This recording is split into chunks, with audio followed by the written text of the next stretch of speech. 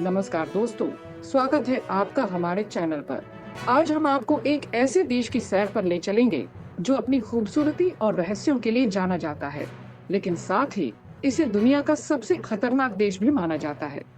आज हम बात करेंगे हैती के बारे में, जो दुनिया का सबसे खतरनाक देश माना जाता है। हैती कैरिबियन सागर में बसा एक खूबसूरत द्वीप देश है, जो अपने अद्वितीय इतिहास और संस्कृति के लिए प्रसिद्ध है। हैती कैरिबियन सागर में बसा एक खूबसूरत द्वीप देश, जहाँ की प्राकृतिक सुंदरता और समुद्र तटों की चमक देखते ही बनती है। लेकिन इस देश की कहानी सिर्फ इसकी सुंदरता तक सीमित नहीं है, लेकिन यहाँ की खूबसूरती के पीछे छुपे हैं कई राज, कई दर्द। हैती का इतिहास संघर्ष और कठिनाइयों से भरा हुआ है, जिसने इसे एक अनोखा और रहस्यमय देश बना दिया है। तो आज हम जानेंगे हैती के बारे में वो बातें जो शायद आपने पहले कभी नहीं सुनी होंगी। हम आपको यहाँ की संस्कृति, इतिहास और उन अनकहे किस्सों से रूबरू कराएंगे जो इस देश को इतना खास बनाते हैं। तो बने रहिए हमारे साथ और तैयार हो जाइए एक रोमांचक सफर के लिए। हम आपको हैती की उन जगहों पर ले चलेंगे जो आमतौर पर पर्यटकों की नजरों से छुपी रहती हैं। इस सफर में हम जानेंगे कि क्यों हैती को दुनिया का सबसे खतरनाक देश कहा जाता है, और साथ ही इसके अनमोल खजानों की खोज भी करेंगे। अगर आपको हमारा कंटेंट पसंद आ रहा है तो कृपया हमारे चैनल को लाइक और सब्सक्राइब करें, ताकि आप और भी अद्भुत वीडियो देख सकें। तो दोस्तों, कहानी शुरू होती है 15वीं सदी में, जब क्रिस्टोफर कोलंबस ने इस द्वीप को खोजा। ये वह समय था जब दुनिया के कई हिस्सों में खोज और अन्वेषण का दौर चल रहा था। कोलंबस ने इस द्वीप को एक नई दुनिया के रूप में देखा, लेकिन यह नई दुनिया पहले से ही ताइनो आदिवासियों का घर थी।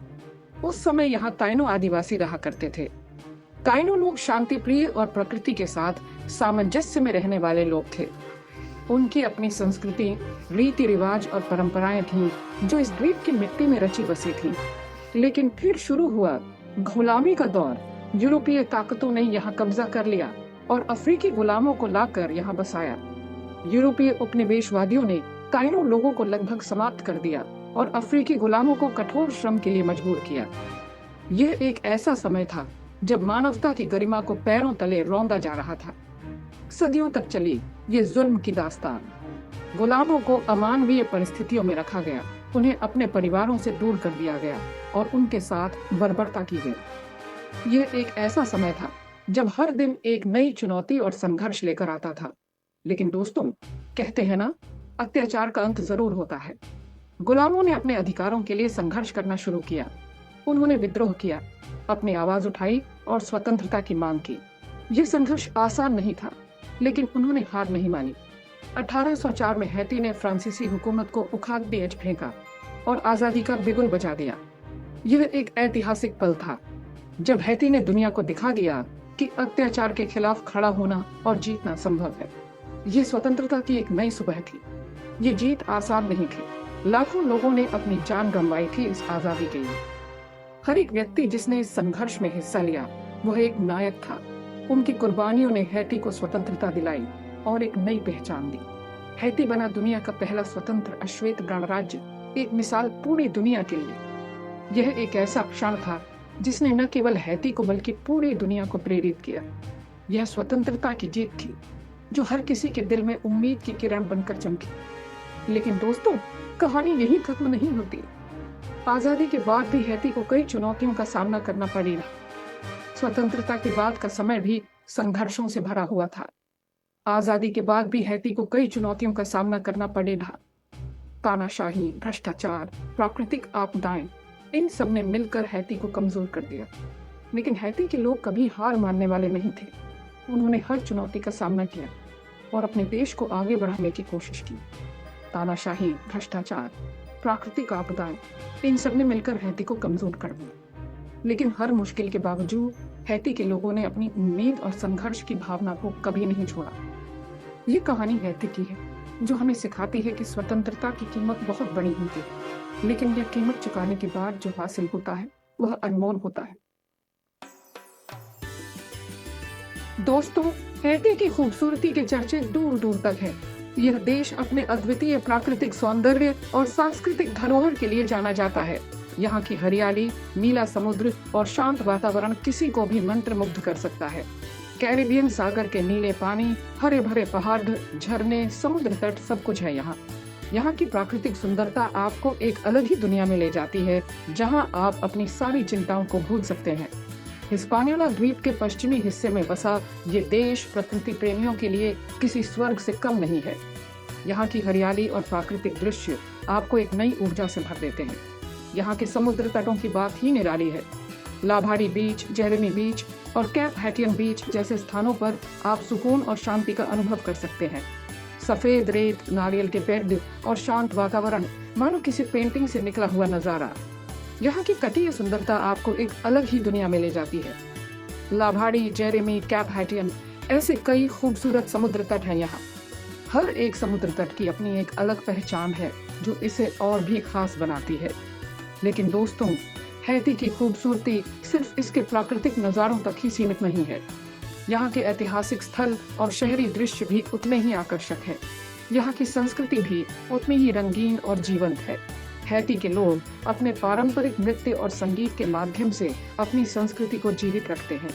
संगीत, नृत्य, कला, हर चीज में आपको अफ्रीकी और फ्रांसीसी संस्कृति का अनोखा मिश्रण देखने को मिलेगा। यहाँ के सांस्कृतिक उत्सव और कला प्रदर्शन आपको हैती की गहरी सांस्कृतिक धरोहर से रूबरू कराते हैं। हैती का हर कोना एक नई कहानी कहता है जो इसे और भी खास बनाता है। दोस्तों, हैती की आबादी लगभग 11 मिलियन है। यहाँ के लोग बहुत ही मेहनती और संघर्षशील हैं। मुश्किलों का सामना मुस्कुराते हुए करते हैं। यहाँ की संस्कृति में संगीत और नृत्य का बहुत महत्व है। रात होते ही यहाँ के लोग संगीत की धुन पर झूमने लगते हैं।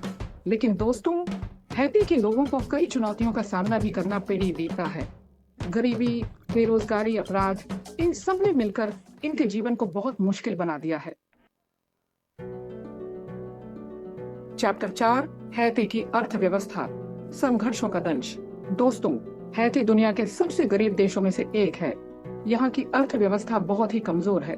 कृषि यहाँ का मुख्य व्यवसाय है, लेकिन दोस्तों, यहाँ की जमीन उतनी उपजाऊ नहीं है। प्राकृतिक आपदाओं ने भी यहाँ की अर्थव्यवस्था को बहुत नुकसान पहुंचाया है। बेरोजगारी एक बहुत बड़ी समस्या है यहाँ।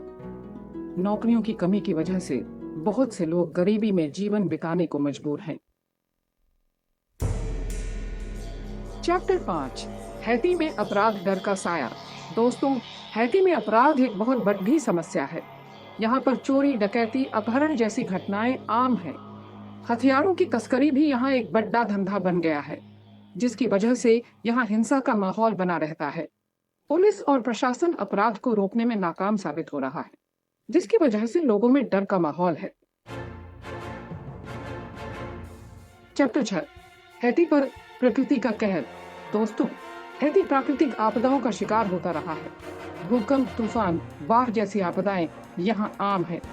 2010 में आया भूकंप तो आपको याद ही होगा। उस भूकंप ने हैती को पूरी तरह से तबाह कर दिया था। लाखों लोग बेघर हो गए थे।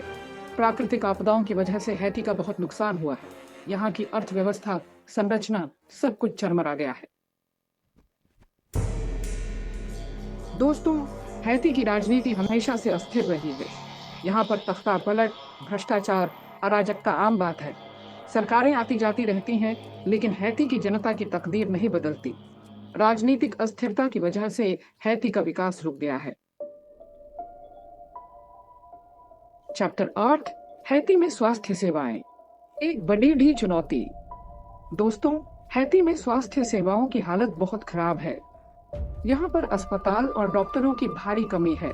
गरीब लोगों को तो इलाज के लिए बहुत मुश्किलों का सामना करना पड़ रहा है। स्वास्थ्य सेवाओं की कमी की वजह से यहाँ पर बीमारियां बहुत जल्दी फैल जाती हैं। चैप्टर 9, हैती में शिक्षा, उम्मीद की किरण। दोस्तों, हैती में शिक्षा का स्तर बहुत ही कम है। गरीबी की वजह से बहुत से बच्चे स्कूल नहीं जा पाते। लेकिन दोस्तों, हैती के लोग शिक्षा के महत्व को समझते हैं। वो जानते हैं कि शिक्षा ही उनके बच्चों का भविष्य उज्जवल कर सकती है। चैप्टर 10, हैती, उम्मीद की एक किरण। दोस्तों, हैती की कहानी भले ही दुखों और संघर्षों से भरी हुई है, लेकिन यहाँ के लोग हार मानने वाले नहीं हैं। वो आज भी एक बेहतर कल की उम्मीद में जी रहे हैं। अंतर्राष्ट्रीय समुदाय को हैती की मदद के लिए आगे आना चाहिए ताकि हैती फिर से अपनी खोई हुई मुस्कान हासिल कर सके। ओथ्रो, हैती, एक नजर में। तो दोस्तों, ये थे हैती के बारे में कुछ अद्भुत तथ्य। हैती एक ऐसा देश है जो अपनी खूबसूरती और संघर्ष दोनों के लिए जाना जाता है। उम्मीद करते हैं कि आपको हमारा ये वीडियो पसंद आया होगा। अगर आपको हमारा वीडियो पसंद आया हो तो कृपया लाइक और सब्सक्राइब करना ना भूलें। धन्यवाद।